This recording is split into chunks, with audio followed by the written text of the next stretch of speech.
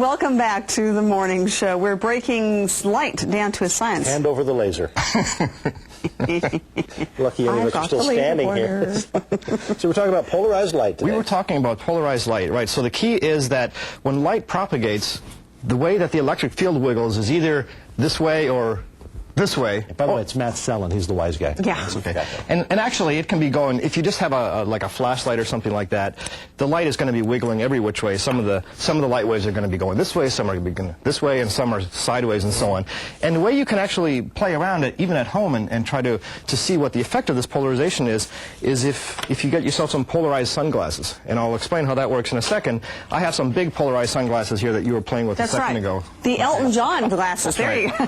And so the way these things work, if you look at them, there's a little arrow on the top like that, and that means that this particular piece of plastic only lets through light that is polarized this way.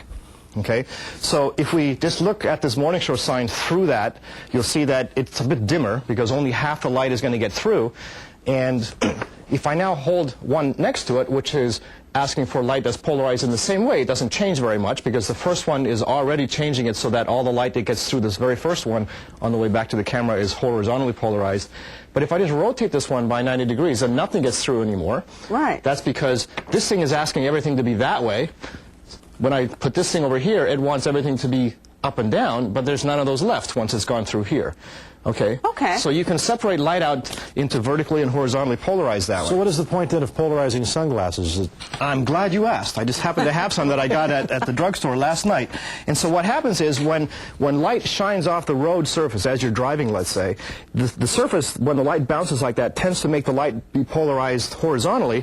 So the glasses that you buy, which are polarized sunglasses, only let through light which is polarized vertically. So it absorbs all the horizontally polarized glare. So when you put these things on, what you have left is just the stuff that's vertically polarized, which doesn't tend to be the glare.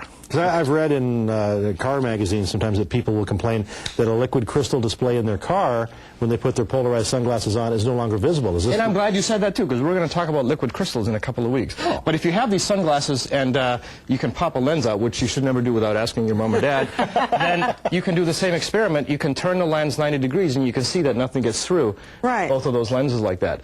Okay, so now what does this have to do with this crystal, you might be asking? I was wondering that very same thing. The way this thing works is that this has an index of refraction, which means the speed of light inside this crystal depends on the polarization of the light. So light that's going this way moves a little bit faster inside the crystal than light that's going this way, let's say. Okay. And that means that light that's polarized this way is bent differently than light that's polarized this way.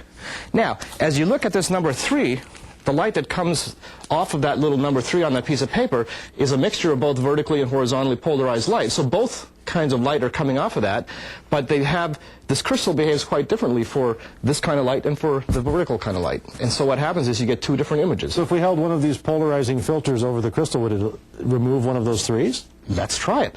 Well, oh, look at me paying attention. And the answer is yes. And in fact, if you rotate the filter, you see the other 3. Oh. Okay? So you're selecting one or the other. You see that? It's the first concept I've really grasped. Isn't that neat? That is neat. Okay. And so there are some really beautiful demos that involve color and stress and things like that that use polarized light that we're going to do next week, and you're going to like those. And it involves cups of sugar. Oh, well, yeah. Sugar. Sounds good. Okay. Thank you so much. Matt Sellon, our favorite wise guy. We'll be right back.